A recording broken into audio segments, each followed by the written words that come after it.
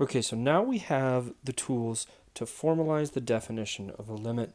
So here's the formal definition of a limit. If f of x becomes arbitrarily close to a single number L, as x approaches c from either side, then the limit as x approaches c of f of x equals L, which is read as, well, what I just said. The limit of f of x as x approaches c is L. So what the heck does that mean? Let me give you a little visual. If as your x value approaches c, your y value approaches L, then that's what we formally say right here. The limit as x approaches c of f of x equals L.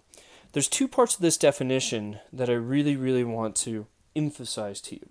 The first one being, it does not matter what happens at a point, only near the point. So the function does not need to be defined at that point. It only matters what happens near the point. The second thing that I really want to emphasize is it must approach the single number L, meaning the left and the right sides must agree. As you approach that value from the left, and as you approach that value from the right, they must agree. So it has to be a single number. If the left and the right don't agree, then the limit does not exist. So, if you look at the first example we did, I believe it was something like 2x plus 3. It was a linear function, and we were finding the limit.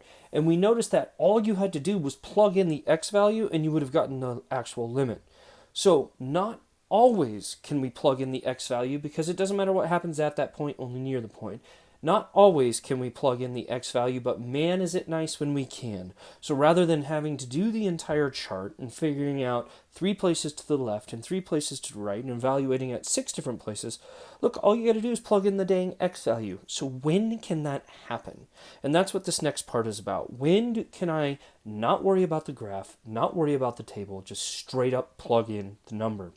And it says many times the limit of f of x as x approaches c is simply f of c. In other words, if you want to know the limit as x approaches 2, just plug in 2 for x and see what it is.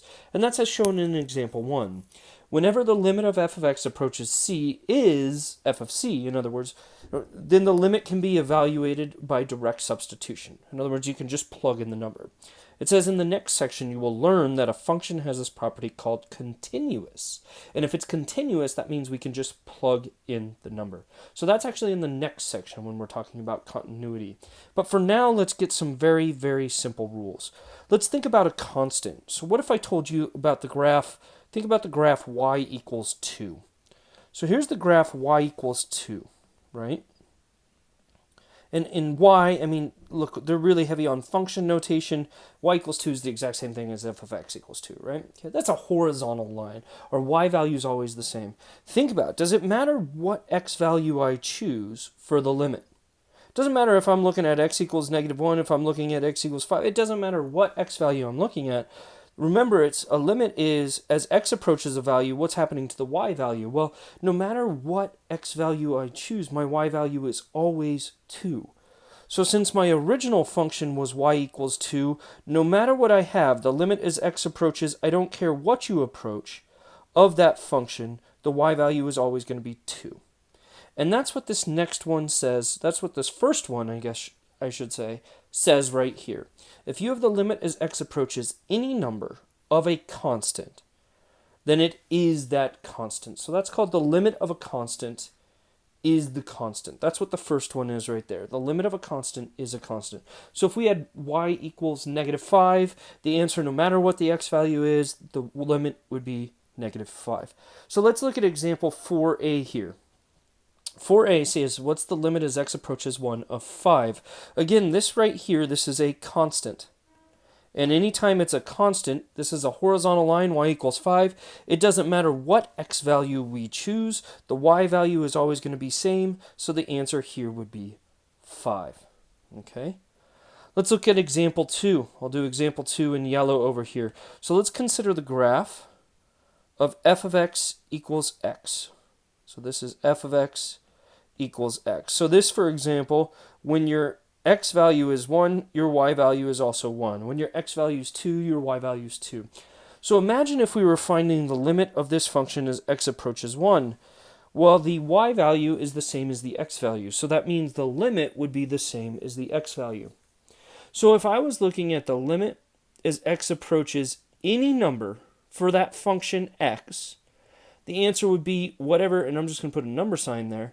The answer would be whatever that number is. The x value is the same as the y value. And that's what the yellow one says right here. It says the limit as x approaches any number of f of x equals x, or y equals x, then the y value is the same as the x value. So let's look at example 4b here. It says, what's the limit as x approaches 6 of the function x? Well, because the function's y equals x, that diagonal line, we know that the y value has to be the same as the x value, so the answer would have to be 6 in this case.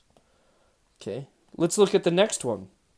It says, what's the limit as x approaches c? What's the limit as x approaches any value of x to the n? So does it just work with y equals x? What about x squared or x cubed or anything, any other power that we want? And the answer is, if it's x to the n, any power, x cubed, x squared, x to the fifth, heck, it could even be fractions. How about x to the 1/2, x to the 1/3? As long as the function's defined at that point, I can just straight up plug in the number. That's what this next one says right here.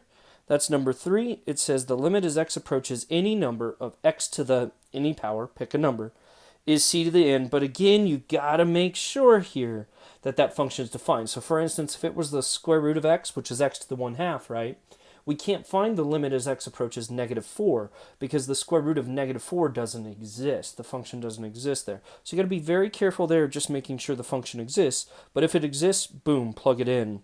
And in fact, what I just said is what number 4 is right there, which says the limit as x approaches c of the nth root of x equals the nth root of c. In other words, if it's a power function, you can plug it in. If it's a radical, you can plug it in. Technically, number 4 is not needed here because it's already done in number 3, but all they're doing is emphasizing number 4 separately because they want to say you have to make sure it's defined, and that's what they say right here. If it's an even root, you have to be plugging in a positive number. So that's all they're emphasizing there with number 4. But technically, the only 3 rules you need there are 1, 2, and 3. So let's look at the limit as x approaches 5 of x squared. Again, we could look at the graph, we could look at the table, or simply because we know this is a polynomial, or a root, or sorry, x to the n, a power function, we know that the limit would be equal to, all we have to do is plug in the number. These are nice functions where all you have to do is plug in the number. Okay? Let's look at D here. D says radicals, as long as it exists, they're nice functions. You can plug in the numbers. By nice, really what I'm saying is continuous. You guys will learn the definition of continuous in the next section. But when I say nice, to me, nice means I don't have to look at the graph. I don't have to look at the table. I can just simply plug in the number. So this is a nice function. I could just find the cube root of -8, and the cube root of -8 is -2. Anytime it's a nice function, I can just plug it in. So on the test, how do I know which method to use? Well, quite honestly, it'll be labeled on the test. For instance, it'll say, find the limit using the graph, and I'll provide the graph for you. Or it'll say, find the limit using the table, and I'll provide a blank table for you to fill in for you. And if it doesn't say either of those, then it's totally up to you. If you know you can just plug in the number, you could just plug in the number.